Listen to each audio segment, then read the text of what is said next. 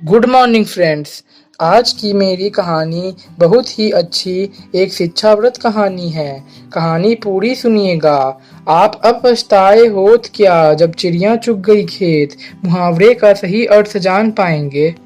एक बार की बात है, एक राजा घने जंगल में रास्ता भटक गया और सही रास्ते की तलाश में घंटों भटकने के बाद वो बहुत थक गया, लेकिन उसे रास्ता फिर भी नहीं मिला और अब प्यास के कारण वह बुरी तरह से व्याकुल होने लगा।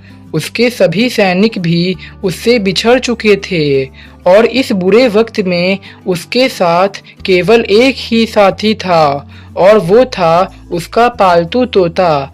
ऐसे ही चलते चलते अचानक से उसकी नज़र एक बड़े से पेड़ पर पड़ी, जहाँ पर एक डाली से टप टप करती पानी की छोटी छोटी बूंदें गिर रही थी। राजा प्यास से तो व्याकुल था ही, उसने पानी पीने का एक उपाय निकाला। उसने पेड़ के पत्तों का एक दोना बनाकर उसमें पानी इकट्ठा किया, लेकिन राजा जैसे ही पानी पीने लगा तभी तोता आया और झपट्टा मारकर दोने को गिरा दिया। उसके बाद राजा फिर से उस खाली दोने को भरने लगा। जब काफी देर बाद वह फिर से भर गया, तब राजा ने हर्षचित होकर जैसे ही दोने के पानी को पीने के लिए उठाया तो तोते ने वापस उसे गिरा दिया। तोते की इस हरकत से राजा क्रोधित हो उठा और गुस्से में उसने चाबुक उठाकर तोते पर जोरदार वार कर दिया और तोते के प्राण पखेरु उड़ गए।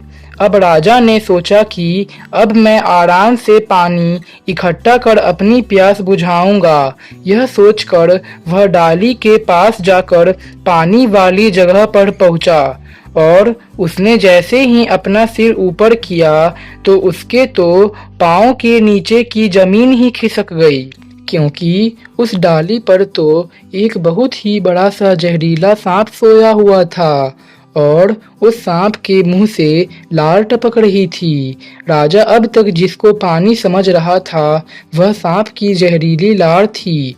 ये देखकर राजा का मन गलानी से भर गया और उसने कहा, काश मैंने संतों के बताए उत्तम क्षमा मार्ग को धारण कर क्रोध पर नियंत्रण किया होता तो ये मेरे हितैषी निर्दोष पक्षी की जान नहीं जाती। लेकिन फ्रेंड्स, आपने वो कहावत सुनी है ना, अब पछताए होत क्या जब चिड़िया चुग गई खेत। इसलिए फ्रेंड्स, एक बात का हमेशा ध्यान रखें कि कभी भी क्रोध की स्थिति में निर्णय लेने में जल्दबाजी न करें और सोच विचार कर काम करें। फ्रेंड्स, हम आशा करते हैं कि आपको मेरी कहानी ज़रूर पसंद आई होगी।